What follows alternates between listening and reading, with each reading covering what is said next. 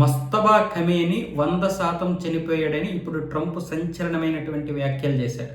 నిజంగా అతడుంటే 5 నెలల్లో ఒక్కసారైనా కనిపిస్తాడు కదా.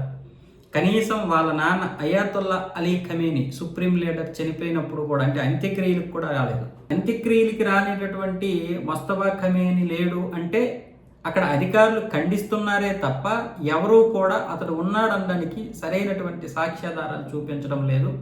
మొత్తం ఐఆర్జీసీ నడిపిస్తుంది అని చెప్పి ఇప్పుడు ట్రంప్ అయితే ఈ బాంబు పేల్చాడు. దీనికి ఇప్పుడు ఇరాన్ నేతలు దాన్ని ఖండిస్తున్నారే తప్ప నిజంగానే అతడు బ్రతుకున్నాడు అనడానికి నిజంగా ఎక్కడ కూడా ఆధారాలు కూడా చూపించడం లేదు. ఆయన వీడియోలు కూడా బయటికి రావడం లేదు.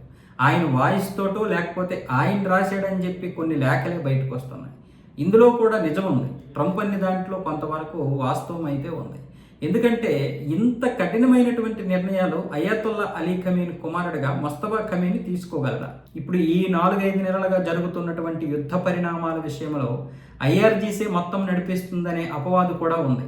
అపవాదు కాదు, ఒక వాదన ఉంది.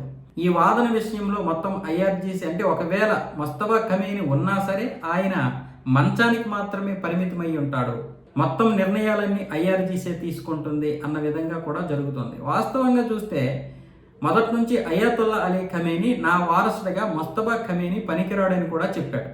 ఆయన రాజకీయాల్లోకి తీసుకురావద్దు, ఆయన్ని రాజకీయాల్లోకి రావాలని ఎవరూ కూడా పిలుపునివ్వద్దు, అతను ప్రశాంతంగా బ్రతకనివ్వండి, మస్తబా ఖమేనికి నిర్ణయాలు తీసుకునేటటువంటి ఇది లేదు అన్న విధంగా అయాతుల్లా అలీ ఖమేని చాలాసార్లు మాట్లాడాడు.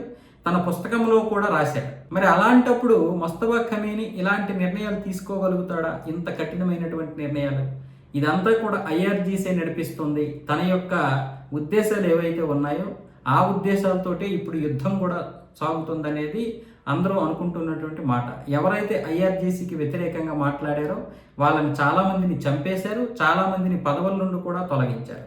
చివరికి అబ్బాస్ అరాగ్జీ కూడా, విదేశాంగ మంత్రి అబ్బాస్ అరాగ్జీ, అలాగే అధ్యక్షుడు పెజిష్కియాన్, వీళ్ళు కూడా ఇప్పుడు ఐఆర్జీసీకి అనుకూలంగా మాట్లాడేటటువంటి పరిస్థితి ఉంది. కాబట్టి వీళ్ళు ఇప్పటికీ ఉన్నారు. లేకపోతే వీళ్ళిద్దరినీ కూడా తీసేయాలని, అలాగే అబ్బాస్ అరాగ్జీని కూడా చంపడానికి ప్రయత్నాలు జరిగాయని మనకు తెలిసింది కదా. అప్పట్లో అమెరికాతో పాటు ఇక్కడ లోపలే వీళ్ళని చంపాలని ప్రయత్నాలు జరుగుతున్నాయని కూడా విన్నాం మనం. సో ఇలాంటి నేపథ్యంలోనే ఇప్పుడు జరుగుతున్నటువంటి పరిణామాలు, ఇప్పుడు దీనికి ట్రంప్ ఇస్తున్నటువంటి ప్రకటన చూస్తే నిజమేనేమో అనిపిస్తుంది.